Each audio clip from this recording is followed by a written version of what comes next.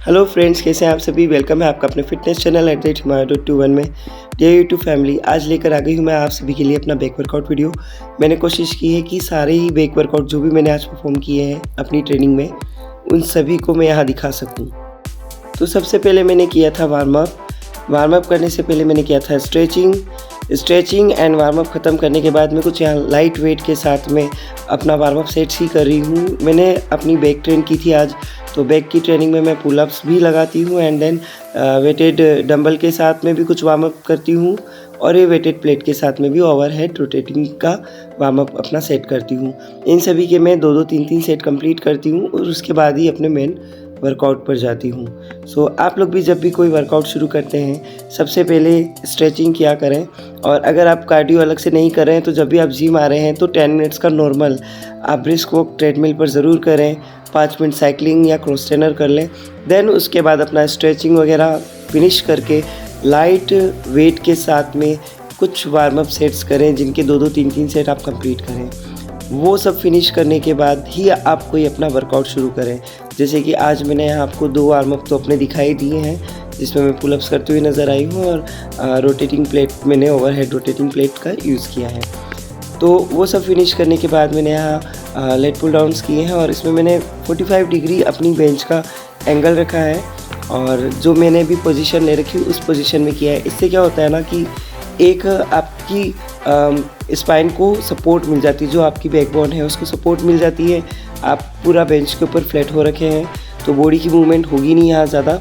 And then आप पुल downs जो लगा रहे हैं उससे आपकी पूरी बैक अच्छे से स्ट्रेच होती है। और बैक के अपने जो मेन मसल हैं, बैक वर्कआउट में हमारे मेन 3 मसल जो है वो टारगेट होते हैं, डेल्ट्स, ट्रेपेजियस और रोम्बॉइड। तो इसे ध्यान में रखकर ही आप वर्कआउट को परफॉर्म करें कि आपकी बॉडी का ज़्यादा मूवमेंट नहीं होना चाहिए। और जिस फॉर्म में मैं आज वर्कआउट करते हुए आपको नज़र आ रही हूँ, आप भी इसे ट्राई करके देखें और बताएं कि आपको कैसा लगा। इसमें आपका फोरआर्म भी यूज़ हो रहा है, ट्राइसेप भी यूज़ हो रहे हैं। तो वर्कआउट करते टाइम ध्यान रहे कि बहुत स्लो मोशन में करना है, आपको बिल्कुल भी स्ट्रेस नहीं लेना है। और मतलब कई लोग उसको जर्क के साथ करते हैं, तो जर्क नहीं करना है। अब यही मैंने इसको लोअर पे करके सेम मैंने ईजेड जो अपनी बार होती है, केबल बार, उसके साथ में परफॉर्म किया है और इसमें भी मैं अपने लेग्स को टारगेट कर रही हूँ। तो आप भी ये ट्राई करके देखें और आप बताएं कि आपको ये वर्कआउट कैसा लगा। हम नॉर्मली जो वर्कआउट करते हैं सीटेड, अपनी जो मशीन होती है नॉर्मल जो जिम में होती है, अगर वो कभी बिज़ी हो तो आप इस तरह से चेंज कर सकते हैं कि एक आपका टाइम भी बच जाए और अपना मसल जो आपने टारगेट करना था वो भी आप कर पाएँ और वर्कआउट मतलब कंप्लीट हो। आपका बीच में वर्कआउट ना रुके कि भाई जब वो खाली होगी तभी हम वो करेंगे। बैक के काफ़ी सारे वर्कआउट है, 600 प्लस हमारी मसल होती हैं। तो अगर आप करने बैठे टारगेट तो अलग अलग मशीन्स पर आप इसे अलग अलग तरीके से टारगेट कर सकते हैं।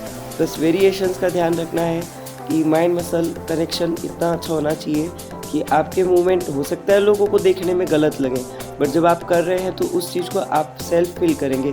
कई बार क्या होता है ना कि कुछ वर्कआउट दिखने से गलत लगता है कि भाई सामने वाला जो है कहीं गलत कर रहा है, बट एक्चुअल में आप क्या फील कर रहे हो, आपकी मसल में कॉन्ट्रैक्ट कितना कर पा रहा है, कितना अच्छा कॉन्ट्रैक्शन बन रहा है, वो आप खुद फील कर सकते हो, वो दूसरा नहीं फील कर सकता।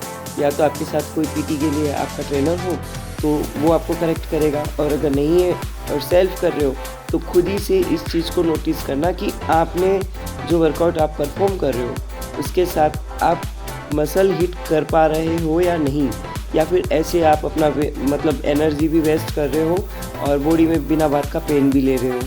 तो इस तरह से नहीं करना है। मैंने यहाँ पे अभी सीटेड रोइंग किया था और सीटेड रोइंग करने के बाद मैंने क्लोज ग्रिप पुल डाउन भी किया है ताकि मैं और शार्पनेस अच्छी दे पाऊँ अपनी, जो मैं चाह रही हूँ कि मेरा जो टारगेट है अपनी बैक को लेकर कि कितना वो मस्कुलर दिखे और किस तरह से उसमें फिनिशिंग आए, मैं उस चीज़ को अपना माइंड में रख के अपने वर्कआउट को कंटिन्यू कर रही हूँ।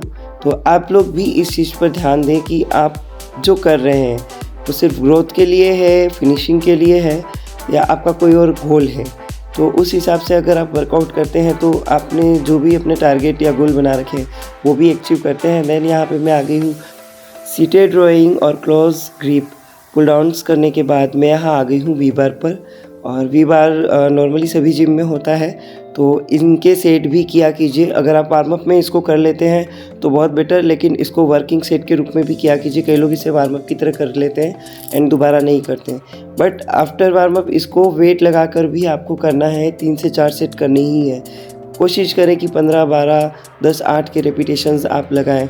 देन यहाँ मैं ओवरहेड डंबल पुल ओवर करने आ गई हूँ। ये मेरा लास्ट वर्कआउट था।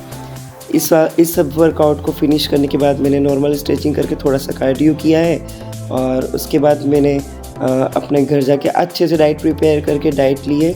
और हाँ, पोस्ट वर्कआउट जो भी डाइट रहती है उसमें मेरा नॉर्मली थोड़ा सा राइस, 40-50 ग्राम्स राइस, कोई नॉर्मल घर की वेज और एग्स रहते हैं जो मैं खुद अपने लिए यूज़ करती हूँ।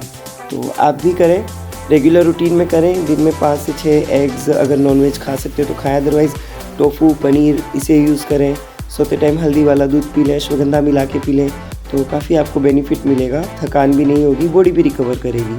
सो आज के लिए इतना ही। Thanks for watching. अपना ध्यान रखें। Love you.